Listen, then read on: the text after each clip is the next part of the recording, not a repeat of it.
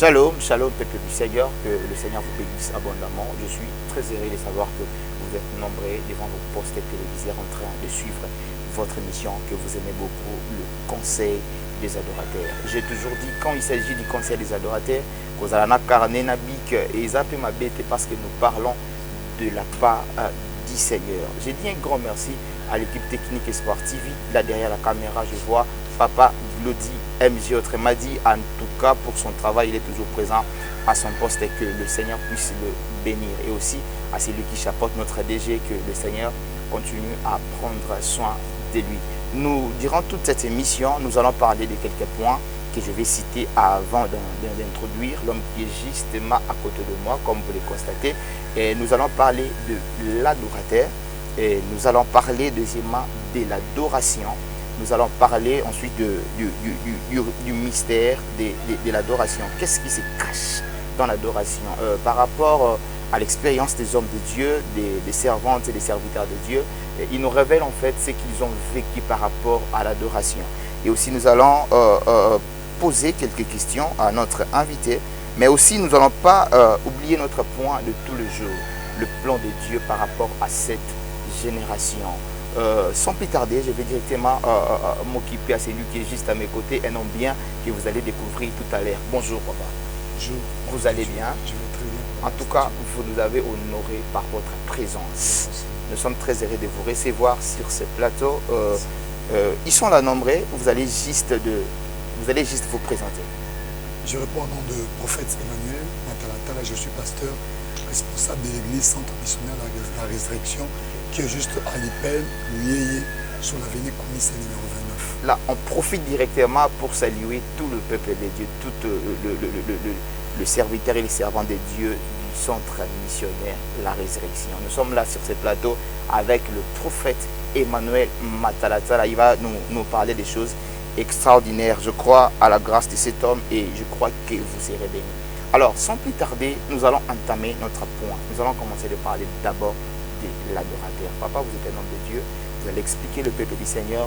C'est qui un adorateur par rapport à vous, par rapport à Dieu, par rapport à... Donc, essayez un peu de dire tout ce que le Seigneur nous a par rapport à l'adorateur. C'est qui?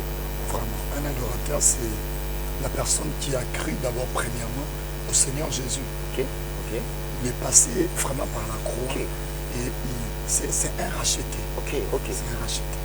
En fait, là, quand on vous dit qu'il doit passer par la croix, c'est-à-dire, l'adoration, on dirait, c'est pas pour tout le monde. C'est ce que vous voulez dire. Non, il y a un chemin à suivre et un processus pour atteindre. Exactement. Un adorateur est d'abord celui qui a été racheté par le sang de Jésus.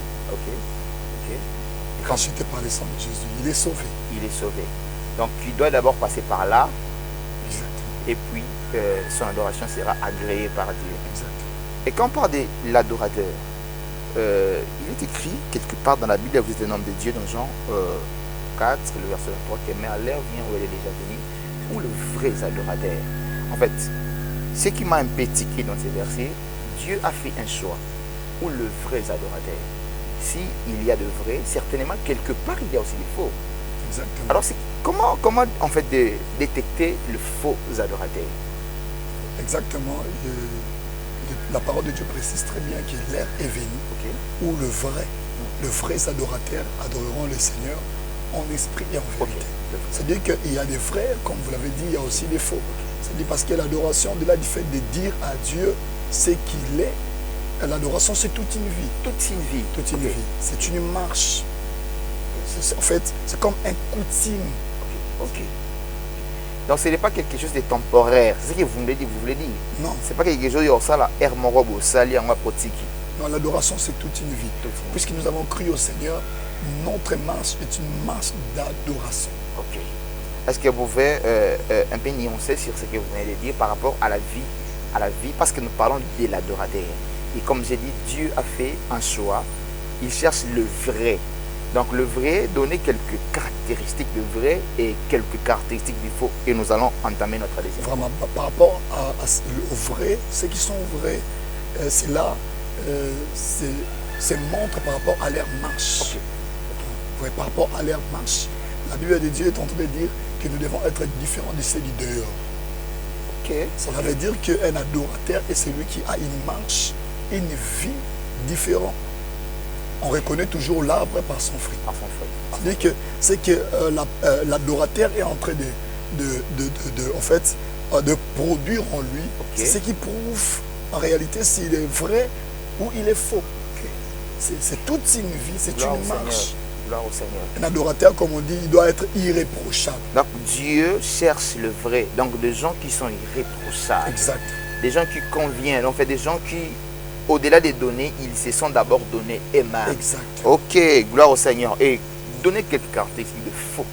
Comment ils se comportent, les faux? Ils sont comment? Bon, en fait, c'est aussi un peu difficile pour remarquer que cette personne, c'est un faux adorateur. Parce que celui qui atteste réellement que cette personne est vraie, c'est le Saint-Esprit. C'est le Saint-Esprit. Oh, gloire au Seigneur. Parce que la vie d'un adorateur, en fait, ce n'est pas toujours ce que nous voyons dans le physique. C'est pas seulement quand on voit la personne en train d'adorer. En fait, c'est une vie de secret. C'est une vie de secret. Et seul Dieu peut en fait avoir le jugement sur la personne pour savoir le vrai et le faux. Mais nous pouvons aussi remarquer autour de nous, dans une génération, comment ceci se comporte, comment cela se comporte. Et on peut aussi dire que non, celui-ci, c'est un vrai adorateur et celui-là, c'est un faux adorateur. Ok, je vais juste vous interrompre un tout petit peu, homme de Dieu. Je tombe dans une pensée de la Bible où la Bible dit que l'Esprit de l'Éternel témoigne à notre esprit, parce que vous avez dit quelque chose du témoignage. Donc c'est le Saint-Esprit en fait qui sait voir vraiment qui est vrai et qui est faux. Alors, sans plus tarder, nous allons entamer notre deuxième point, l'adoration. Nous avons parlé de l'adorateur, nous avons parlé de l'adorateur et on a relevé cette différence. Peuple du Seigneur, je sais que vous êtes nombreux en train de nous suivre en ces moments. Alors, ça ne sert à rien d'être faux parce que c'est le Saint-Esprit qui atteste. Donc, lui, on ne peut pas les mentir, on ne peut pas les tromper. Alors, cherchons la vérité. Au-delà des données, alors donne-toi d'abord. Tu ne peux pas donner à des censés donner. Même Paul l'approuve, non? Romains chapitre 12, si je ne me trompe pas. Je vous exhorte donc, mes frères, par les compassions de Dieu, à offrir vos corps comme un sacrifice vivant. Que Dieu soit loué pour cette révélation. Nous allons directement toucher notre deuxième point à propos de l'adoration. Essayer d'expliquer au peuple du Seigneur par rapport à vous, par rapport à l'adoration. L'adoration, vous avez la parole en Dieu. L'adoration, c'est en fait au-delà des mots, au-delà de paroles, au-delà en fait de dire à Dieu ce qu'il est. L'adoration, c'est toute une vie après avoir cru au Seigneur Jésus. C'est toute une vie que nous devons mener chaque jour. Nous devons nous efforcer à être un adorateur et à être un vrai adorateur. Quand on parle de l'adoration, directement les gens font allusion à une musique douce. Directement les gens sont liés à une mélodie très calme qui les amène dans la porte. Est-ce que l'adoration est liée d'abord à la vitesse? C'est ça d'abord l'adoration. Il faut penser est-ce que c'est ça l'adoration? En fait, ce n'est pas ça l'adoration. L'adoration se définit en fait comme l'honneur que nous sommes en train de donner à Dieu. Pas par rapport à ce qu'il a fait, mais par rapport à ce qu'il est d'abord. Cela d'abord n'est pas dans la dimension en fait de la musique. De la musique. Cela est d'abord dans la dimension de ce que Dieu est. Même donc, si on peut adorer Dieu en bougeant le corps. Si je comprends, même en dansant. Donc c'est pas un problème. C'est pas un problème. Donc si je comprends bien, c'est que vous voulez dire, homme de Dieu, que on adore le Seigneur pour ce qu'il est. Donc c'est-à-dire même quand tu es malade, ça ne peut pas t'empêcher d'adorer le Seigneur. Exactement. Il reste Dieu même si tu es malade. Parce qu'il est le maître.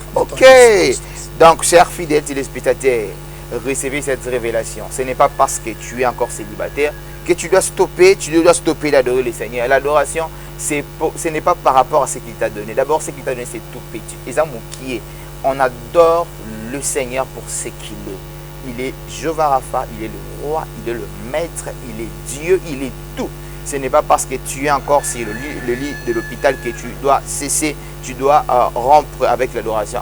Dieu reste Dieu. Soyons des adorateurs vrais comme l'homme de Dieu venait de le dire. Alors, par rapport à l'adoration, est-ce que vous pouvez un peu nous expliquer ça par rapport à la parole de Dieu, entre eux-mêmes? quelqu'un quelqu'un qui a fait l'acte de l'adoration ou quand on a parlé de l'adoration à la Bible peut essayer de nous expliquer, papa. Je n'ai pas trop bien compris la question. La question, je peux répéter. Nous avons parlé de l'adoration, nous avons donné les exemples de la musique, d'autres choses. Mais j'aimerais maintenant qu'on puisse donner un exemple biblique. Et oui, la Bible est là, si on peut aussi lire, là, ça ne sera pas un problème. Alors, on va éclairer le peuple, mais par rapport à notre boussole qui est la parole de Dieu, la Bible. Vous avez un exemple? Oui, toujours dans le livre de Jean, chapitre 4. Oui, c'est l'histoire de Jésus et la femme samaritaine. Ok, c'est l'histoire de Jésus et la femme samaritaine. Christ est en train d'expliquer à la femme que c'est depuis là-bas à Jérusalem que vous devez aller adorer. C'est qu'il dit l'air vient et elle est déjà venue. En fait, c'est pour dire que cette femme samaritaine, elle avait déjà en fait une connaissance. Pour elle, elle savait qu'il faut adorer quelque part dans une montagne, à l'Ésium de Dieu. Oui, il avait cette connaissance qu'ils ont la coutume d'aller adorer sur la montagne. Mais Christ voulait en fait apporter comme un réforme. Ok. Un réforme par rapport à ce que la vie, la femme avait en fait la vie de chaque jour de pouvoir monter à la montagne pour aller adorer. Okay. Et Christ voulait expliquer dans l'ère est venue où nous devons adorer en esprit. Essayez de Et nuancer. en vérité. Adorer en esprit, en fait, c'est parler en langue ou bien comment? Non, non, adorer en esprit, ce n'est pas parler en langue. Ok, ok. Adorer en esprit, c'est en fait adorer selon la volonté de Dieu. Ok, ok. Si je peux dire simplement adorer en esprit, c'est adorer selon la volonté de Dieu. La volonté de Dieu. Parce qu'il y a des gens aussi qui adorent. Mais qu'est-ce qu'ils adorent? Ils adorent des statues. Ah, ok. Là, on n'adore pas dans la volonté de Dieu. Ok. Ils sont des idolâtres. Oui, c'est comme on dit des idolâtres. Des idolâtres. Ok. Des idolâtres. Mais je me souviens de Shadrach, Meshach, Abednego. Ils étaient catégoriques. Ils ont refusé de se prosterner devant la statue du roi. Et le roi est venu, il a dit, Soki bofukamite bakoboa kabino na moto. Il a dit, oh roi, ne vous inquiétez pas. Soki boa kibiso na moto, notre Seigneur, notre Dieu viendra nous secourir. Et même s'il ne venait pas, nous n'allons pas se prosterner devant cette statue. Est-ce que cette race des adorateurs, est-ce qu'il existe encore? Qui peuvent résister devant les propositions du diable, qui peuvent résister devant les tentations? Est-ce que cette race, en fait, ils existent toujours? Exactement. Les soucis de Dieu les soucis de Dieu, c'est que nous soyons ces races de Meshach, de Shadrach, Abednego. Okay. Que nous soyons ces races d'être en fait prêts à tout. Okay. Pour ne pas déshonorer Dieu. Okay. Être prêt à tout pour ne pas adorer de statues, pour ne pas adorer de choses du monde, mais être prêt à se sacrifier, même à donner sa propre vie pour être un vrai adorateur. Autrement dit, donc, c'est ça la race de Shadrach, Meshach, Abednego. C'est la race des gens au au prix de leur vie. Mais or, aujourd'hui, la jeunesse ont perdu cet esprit. Ils sont tellement accros au confort. Parce que ce qui tue aujourd'hui, c'est le confort. Tout le monde veut rouler carrosse, tout le monde veut faire 1 million de vies. Il y a des gens qui sont en train de sacrifier les vies à cause de vues. J'ai suivi un homme de Dieu qui est en train de parler ça. Moutabomi ba vie pour n'a pas vu à Internet. En tout cas, c'est très déshonorant. Alors, rentrons dans le bon chemin. L'ère vient où elle est déjà venue, où le vrai adorateur adorant le Père en esprit et en vérité. Et vous allez maintenant nuancer sur la vérité. Sur la vérité. Adorer en vérité, cela veut dire quoi? Vous avez la parole. Oui, adorer en vérité, c'est là incliner la marche. Ok. Adorer en vérité, c'est là incliner la marche. La vie de la personne. La vérité. Le parfum qu'il dégage. Ok. La vie qu'il dégage. Okay. En fait, adorer, comme vous le dites en vérité, c'est incliner la marche. Okay. Quand une personne a une très bonne marche, carrément, il adore Dieu dans la vérité. Même s'il ne chante pas, sa marche est toute une adoration. Donc, il honore Dieu. Il honore Dieu. Ok. Ok.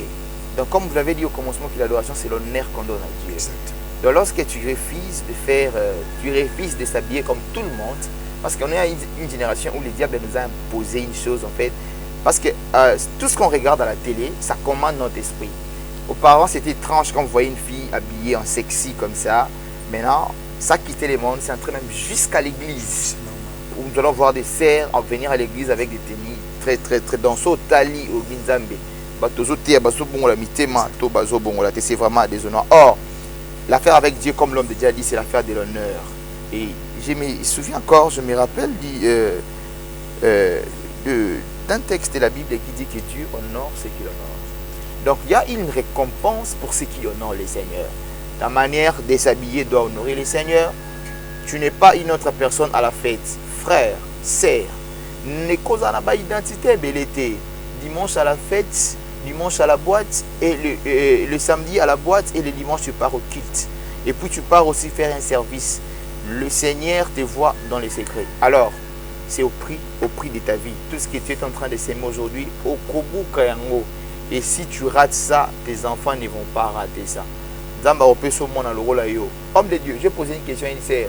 Si vraiment le Seigneur se décide de te donner la première fille au robot Tazalwa et au CP, et puis elle me dit, oh, moi le roi, elle était tellement claire avec moi, le roi, c'est un exemple qui m'a touché, puis ça m'a donné la rage de prêcher la vérité. En tout cas, il y a des gens en fait qui savent, qui sont insupportables. Alors, le temps est encore là. Nous allons sans plus tarder entamer le plan de Dieu par rapport à cette génération. Cette génération, la Bible dit, cette génération perverse, mais c'est cette même génération que Dieu a déversé son esprit sur toute chair. Alors, quel est le plan de Dieu par rapport à vous, par rapport à la révélation que vous avez reçue par rapport à cette génération? Vous avez la parole. Le plan de Dieu, comme je le dirai en bref, par rapport à cette génération, la Bible est en train de dire, qu'il y aura la différence au livre de Malachie. Okay. Je crois bien c'est Malachie 3,18. La Bible dit qu'il y aura la différence entre ceux qui servent Dieu et ceux qui ne le servent pas. Donc, le plan de Dieu pour cette génération, c'est que nous puissions en fait nous démarquer. Ok. Donc relever en fait une différence. Mais la génération est difficile, papa. La génération est difficile. En fait, je ne sais pas si vous avez aussi remarqué ça. Ma baie est commis tellement facile. On dirait que le diable a soldé le péché. C'était difficile, mais on dirait que c'est devenu facile, simple. Les gens pêchent avec facilité. Et puis, bandimi qui est au sambe la mais au salaboye, tu peux faire ça. Maintenant, en fait, par rapport à vous, est-ce que le diable est en train de gagner le terrain ou bien Dieu aussi est en train d'agir, ou bien il reste le maître? En quelque sorte, le diable est en train aussi de gagner le terrain. Mais je sais que, en fait, comme on le dit, là où il y a des faux, il y a aussi des faux. Oh, gloire au Seigneur. Ça, c'est une forte révélation. Donc, on doit se rassurer que il y a aussi des personnes, en fait, qui se démarquent dans cette génération. Comme la parole de Dieu dit, dans cette génération perverse, Dieu veut que nous puissions briller comme des flambeaux. Gloire au Seigneur. C'est-à-dire que Dieu, le souci de Dieu est que nous puissions, en fait, être différents dans cette génération pour apporter quelque chose de plus. Comme la parole de Dieu dit que nous sommes la lumière du monde. Nous sommes les sels de la terre. C'est-à-dire que quand nous avons une vie différente, en fait, nous sommes en train de reproduire en fait ce que Christ, nous sommes en train de reproduire que la vie de Christ ici passe sur la terre. Gloire au Seigneur. Vous avez relevé un point très capital ici à la différence. Dans la différence, maintenant, vous allez entrer encore en profondeur pour expliquer cette différence. La différence, il y a Kolata, la différence, la manière de vivre à l'université. Nous voyons qu'on dirait que Batunio va commis au Kokana. Là, c'est un point où on doit vraiment insister ça. Les enfants de Dieu, comme vous venez de le dire, qui sont les sels de la terre, nous sommes les sels de la terre. Mais lorsque le sel perd sa saveur, si nous avons en fait, il ne faut pas l'andarande, une chose grave, tout le monde est musicien profane, un style. Si tout le monde peut soi-disant pasteur, et prophète, alors tu peux style on a quitté un pantalon, bandit, c'est ça, libre, il faut et puis, style, on ramène le monde en fait dans l'église. Au lébi s'autopé sa goût, voilà, on est maintenant, tout comme il cause à l'influencer, ou bien ces gens-là, ils sont du monde, ou bien ils sont vraiment de la maison de chez nous. Vous avez quelque chose à dire par rapport à ça? Oui, nous sommes en train de remarquer, c'est comme s'il y a en fait le monde qui est dans l'église. Pourquoi? Parce que les enfants de Dieu, en fait, c'est là un peu. Ok, on dirait une légèreté. Dans le vent du monde, dans le vent des choses du monde. Et au lieu, en fait, d'éclairer, en fait, au lieu d'influencer, ils sont influencés. Ils sont influencés. Au lieu d'apporter quelque chose de plus, au lieu d'apporter la lumière, au lieu d'apporter du goût, en fait, ils sont influencés dans le mal. Alors que la Bible dit, ne te laisse pas vaincre par les mal, surmonter plutôt le mal par les Parlez bien, parlez bien. En fait, Dieu, le souhait de Dieu dans cette génération, c'est que lorsque le mal se présente, que nous puissions les surmonter par les bien. Gloire au Seigneur. Gloire au Seigneur. Parce que nous serons toujours tentés, parce que nous sommes dans ce monde, nous serons toujours tentés face à toutes ces choses, la mode, des histoires, la musique, des habits, des histoires comme ça. Allez, et nous remarquons allez dans une fête. Beaucoup des enfants de Dieu. Vous allez voir qu'il n'y a pas la différence. Allez dans une fête. Même la sœur qui a chanté les dimanches, ou bien la sœur qui devait chanter les dimanches, mais va le samedi et tu vas le voir. Exactement. Ça, c'est la légèreté. C'est la légèreté. Et c'est l'une des choses qui est aussi en train de diminuer la puissance, en fait, de rendre faible la puissance de l'évangile qui est prêché dans l'église. Parce que l'évangile qui est prêché, elle est tellement puissante et elle est capable de sauver les vies et elle est capable de nous amener dans une vie surnaturelle. Ah, chers fidèles téléspectateurs, c'est au compte de l'émission Conseil des adorateurs. Vous venez de nous retrouver. Maintenant, nous sommes en train de parler des choses extraordinaires. Et sur ces plateaux, nous sommes avec l'homme de Dieu, le prophète Emmanuel Matalatala, qui nous a honorés par sa présence, et le pasteur de l'église, des pasteurs responsables de l'église, la résurrection. Je salue encore une fois de plus tous les enfants du pasteur Emmanuel, tout le peuple du centre missionnaire, la résurrection. Que Dieu vous bénisse abondamment. Alors, nous allons finir par rapport au point, à quelques conseils aux adorateurs, surtout de notre génération. Quelques conseils aux adorateurs, c'est-à-dire quelques conseils aux enfants de Dieu. Parce que nous sommes une génération, donc quand c'est tellement macas, il risque de commettre tellement macas. Alors vous allez révéler quelques conseils. Donc on appelle ça quoi, les garde-fous. Parce que nous sommes tellement, on est dans un risque où quelqu'un doit être conscient. Alors vous avez la parole de Dieu. Quelques conseils que je peux donner aux enfants de Dieu, aux adorateurs, c'est que nous devons être vrais. Nous devons être vrais.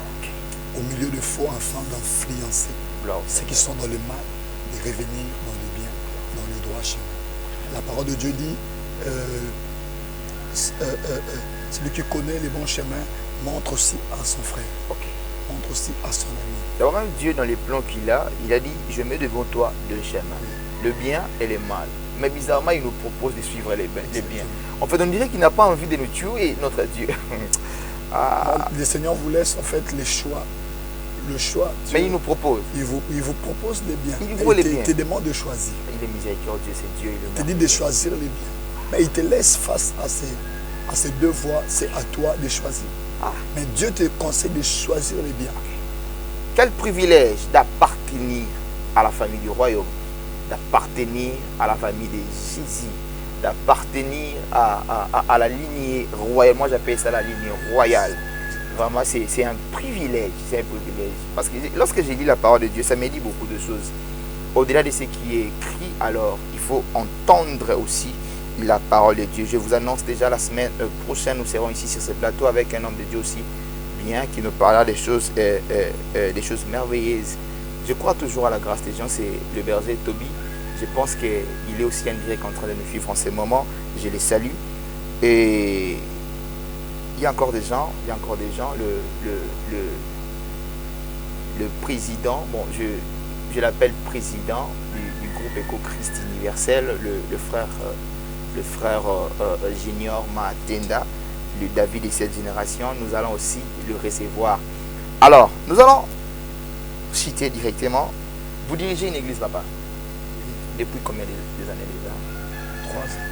3 ans plus. Ok, gloire au Seigneur. Vous êtes encore jeune. Mais Dieu vous a fait cette grâce-là. C'est une grâce. Alors, vous dirigez une église pendant 3 ans. Vous êtes marié?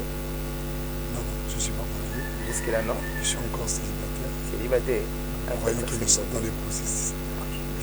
Mais elle est déjà là. Bon, ça c'est la télé quand même. Ok. On a quand même une vie en fait à part aussi.